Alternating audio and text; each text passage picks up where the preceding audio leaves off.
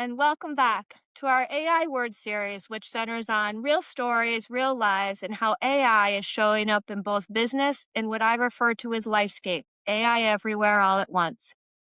While each word is familiar to us, often since childhood, it takes on a new meaning, shaped by AI hype, leadership pressure, and organizational change. This week, we're focused on marketing. More specifically, how is AI impacting marketing? With me today is Eric Kujala, VP of Product Marketing at ICE, and he's literally hot off the stage from ICE. And before we jump in, too, I want to just give a quick shout out. Eric and I had the opportunity to meet last summer at the Michigan Mortgage Lenders Association event. And shout out to Jen Peachman for that introduction because we've That had was some great. fun conversations, not only then, but since then. So thanks, Jen. And before we jump in, Eric, what should we know? What else should we know about what you do and how you do it? Well, it's funny, like I joined ICE via the acquisition of Ellie Mae back in 2020. And since then, although I'm in the marketing team, I still hold kind of a lot of different roles, officially and unofficially around at ICE, or specific on the mortgage technology side. So I'm really helping out Bob Hart and Carrie Gerard. As you know, Bob was kind of promoted to president earlier this year, and Carrie stepped in to take his role as the SVP of sales. So helping them redesign how our sales team engages our client community. So that's been a kind of a fun side project, I guess is a good way to put it, which has also opened up, funny enough, to relate it to this conversation is we found a few ways to leverage some AI tools or exploring some AI tools to help kind of the sales team capture those inputs from sales engagements, get them into our CRM, which is Salesforce, so that then the whole organization can use the lessons that they've learned out in the field as well, which is great because it kind of powers not only just the marketing team, but our own product teams, our sales teams, and leadership team alike. So it's been fun. A valuable use case. Yeah. And what immediately makes me think of what you share there is how your experience and the coordination and the variation of maybe places you sit, so to speak, and the variation of meetings, how it gives you a perspective when it comes to the marketing side of the equation to be able to coordinate and effectively do things differently, especially with that lens of what does it mean differently for AI, Hmm. right? Yeah, that's right. So let's actually dive in there and say when we say the letters AI in marketing, what's the first story, moment, or image that comes to mind? Well, it's funny that you say that. So it's actually not the first image, but it's the latest one that I'll kind of touch on if that's okay. Then I'll go back to my first one. So the latest one is in a really good way we've started to release Claude to our sales team, which is great. It's a wonderful application. I use it on the regular as most everybody does at this point now. But we're starting to get a little PTSD from it on the marketing side because what we've done is, and you and I kind of talked about this briefly in previous conversations, is that it's now kind of shifted left. A lot of the stuff that our team would put together for the sales team, they're now able to create on their own, which is fantastic, right? It kind of shifts a little bit of that responsibility, the timeliness of when we can get that stuff out there using our foundational content and background to create the materials that they're doing. Where it gives us a little PTSD is that Claude doesn't exactly have all of our branding right, and it's a little rogue agent when it gets to the sales team. So we're starting to kind of rein that in. So there's a little PTSD just from that because they are kind of creating their own materials, which again I'm a huge fan of. I think it's great that we've left that responsibility or some of that responsibility down to the sales team, but we got to put a bit more guardrails in place to make sure they're kind of sticking to the content, the messaging that we want to stick with, the branding and style guidelines and things like that. And Claude can do it. We're working through it, but it's just a matter of kind of honing in on those guidelines. So that's kind of the latest PTSD moment for me is probably the biggest one right now. I love that example and how that it's so current. And I think you bring up the perfect reference point for how you deployed a tool and with AI, even in its initial deployment, there's still additional training and learning. It's the value of what AI does, right? It learns as it goes, but Mhm. it wasn't necessarily perfect out of the gate. And you obviously have those guardrails in place to be able to have those checks and balances before, the hit send goes out from a public perspective or to a client standpoint, right? That's right. That's right. It's been, like I said, it's been very interesting. You don't know what you don't know until you start doing things. And it's 100%. been, yeah, it's been fun. It's been fun. Well, and I think you also bring up another example of how where the value lies in that this isn't you telling someone how to do something. Well, excuse me, it is that, right? You need to give the Mhm. instructions. But then each individual has the opportunity to go in and play for lack of a better description of themselves. Mhm. And not in that allows them to learn firsthand and create information, which I can't imagine that they don't love that, right? They have to love that. Yeah. I'll even give you a real-time example. As you mentioned earlier, we just came off the heels of ICE experience earlier this week, and historically, my team and several others would get involved prior to the launch of some of these AI tools. Was the sales team would come to us and say, "Hey, what kind of session should I recommend my customer base? They're looking for these types of things. They're on these opportunities and so on." And historically, we'd go through and kind of help them out on a one-off basis to make a recommendation of sessions to go to, forums, product labs, product showcases type stuff. And this year was the first year they actually leveraged the AI tools that they got access to and the agenda and actually were able to create their own customized kind of recommendations for each one of their clients, which would have been at scale almost impossible to do. But this really allowed us to scale that capability and prevent, again, kind of left that responsibility down to their world where they were able to create some fairly compelling recommendations specific to each one of their customers. Even though customer And A and B knowing might their be looking for some, customer. that's right, and knowing it, so they were able to kind of really dig in and make those really customized recommendations. Again, it's not a earth-shattering use case, but it's a good one because there's 140 some odd salespeople that are out there, and they wanted to make a customized, scalable way to, engage and recommend what they should be seeing when they go to experience. So I thought it was interesting. Like I said, it was just last week. So, Well, again, I think it's an awesome example. It also speaks to, well, theoretically speaking, it may not be earth shattering. It does in many ways that you will likely see in the coming weeks and months.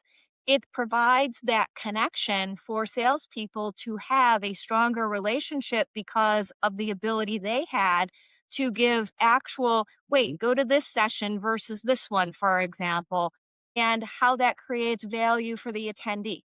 I mean, that's right. I think those are the things that may be a little more difficult to measure from a pure metric Mhm. standpoint, but they will show up over time as you continue to get feedback. And I'm sure you know all the surveys and so forth that you do post Exactly. conference.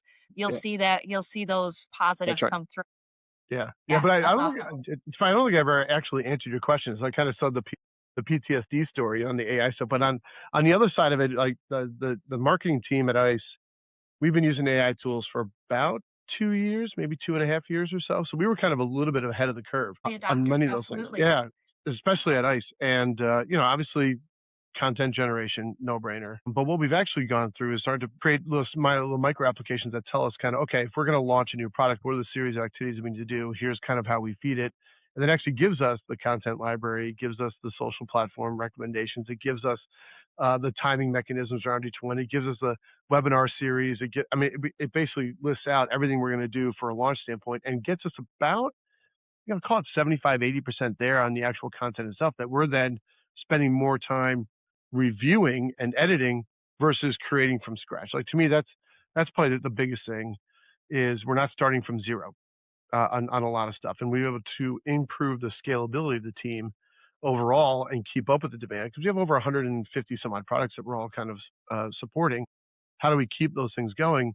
Scalability is the only way to do it, and in order for us to do that, we really had to adopt these tools. We really had no choice in order for us to keep up with it. So Well, I mean, it speaks to how much is going on, right? Not only in ICE, but in as ICE within each of the roles that you play to make that machine run, so to speak. that's right. And you've given multiple examples today from where I sit of how you're leveraging the tool not to diminish the human relationship, but to enhance it That's right. and That's right. how important that is. You know, you and I have spoken about it many times in the past, but even as a whole, having that human in the loop and how do you utilize that technology to allow that human or we as humans to Mhm. do the best things that we do and that That's right. fostering those relationships and finding solutions. For example, if it allows your salespeople to find the response quicker, then again, that cascade to how does that serve the client? And That's those, right. those to me, there's gold there. That's right. No, no, exactly. I mean, we had, you and I have talked about this. You use the words co-think, which I think is awesome. I've been starting to use it, so I've stolen it. I hope you don't mind. From a counterpart who does consulting in Italy. He was the first one to Oh, introduce me to it, and I absolutely loved it. perfect. Yeah, and then we had on stage earlier this week the Google Gemini guy from Google, but he runs the financial markets for Google Gemini, and we had the same representative on the Claude or Anthropic side. He runs the financial market sector as well, and he used the words thought partner, co-think, synonyms type Right. deal. But it was the two mutual messages were exactly that. It wasn't a replacement of, it was an enhancement to, right? The entire process. We're not, that human in the loop has to be there, and it's going to be there for quite some time. Will people's responsibilities and jobs change? Of course, like any other major technology breakthrough. Go back in history, when the car came out, we didn't deliver stuff via horses. We delivered stuff via cars and trucks. So you can do this kind of, major technology shifts over history. Then yes, jobs change and augment, but they don't go away. They change and they augment, and that's kind of what we're in right now. So marketing is a big one. Like I said, we're not starting from zero. We get 80% there. Now we got to bring it over the finish line and make sure it stays in those guardrails where we don't make some of the mistakes we did from the salesman. Put those guardrails in place first, and then kind of allow them to empower them to use it. So Well, and that's a learning process too, right? It's a right. learning process behind the scenes, even from the tech perspective of, okay, what do guardrails mean? And they can have different relationship depending on the use case at hand. And internally, how important that coordination is relative to those who are on the Mhm. front lines using and those who are behind the scenes. I think that's one of the other foundational shifts that's taken place with artificial intelligence and its evolution is that we bring people to the table what I refer to as earlier and more often because having that subject matter context earlier in the process helps the build be more appropriate and accurate when you're ready to release. There can be less friction in That's that right. ultimate rollout. That's right. Right. Yep. Yep. Nope. That's exactly right. That's exactly right. Yeah. Well, Eric, thank you so much for being with me today. I like to close on something fun. Talk to us about where are you seeing AI used, whether it be in your work world or in Lifescape, AI everywhere all at once side of the equation. Is there something fun you've seen AI used in recently? I'll actually share two things if that's okay. So, and they're both somewhat related. So last summer we went on a big trip with my daughter, her two friends, and their families. We went to Europe and things like that. And I was kind of just sitting down. We were kind of in between going from one city to another city in Italy, and we were kind of sitting there. And I was watching them on their phones, and I was, hey, what are you guys doing? And they're like, oh, we're just looking where we're gonna go next and how we're gonna see it all and what we want to go take pictures of and blah blah blah blah. And I was like, okay, that's cool. And I'm looking at it, and I'm like, oh, you guys googling it? They're like, no, we're using ChatGPT for all of it. And I was like, oh. And they're like, we don't Google anything anymore.